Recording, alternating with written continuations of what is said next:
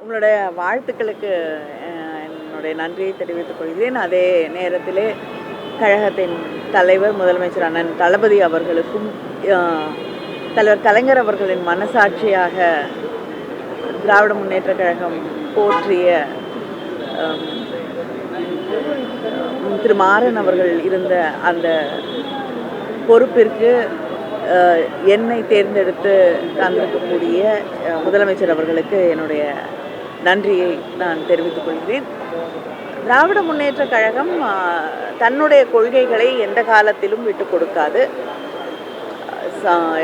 10 ஆண்டு காலமாக பாஜகவுடைய எத்தனையோ மசோதாக்களை நாங்கள் எதிர்த்திருக்கிறோம்.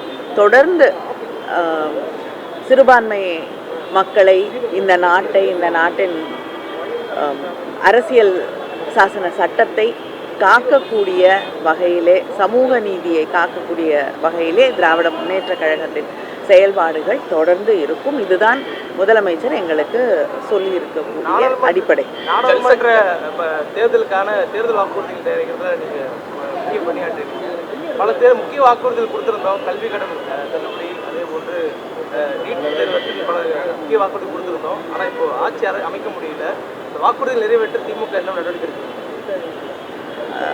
இந்த வாக்குறுதிகளை நிறைவேற்றுவதற்கு நிச்சயமாக இந்த விஷயங்கள் எல்லாம் நீட் தேர்வு தொடர்ந்து போராடி கொண்டு தான் இருக்கிறோம்.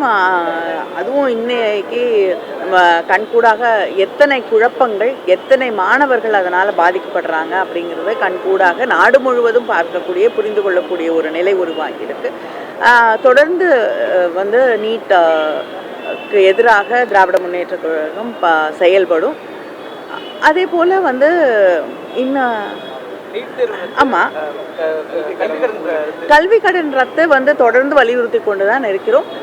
ஆனால் ஆட்சி பொறுப்புக்கு வந்துட்டா மாற்றங்கள் வராது அப்படிங்கிறதும் நிச்சயம் இல்லை இல்லையா? கர்நாடகா சார்ந்த ஒருத்தர் கொடுத்துருக்காங்க.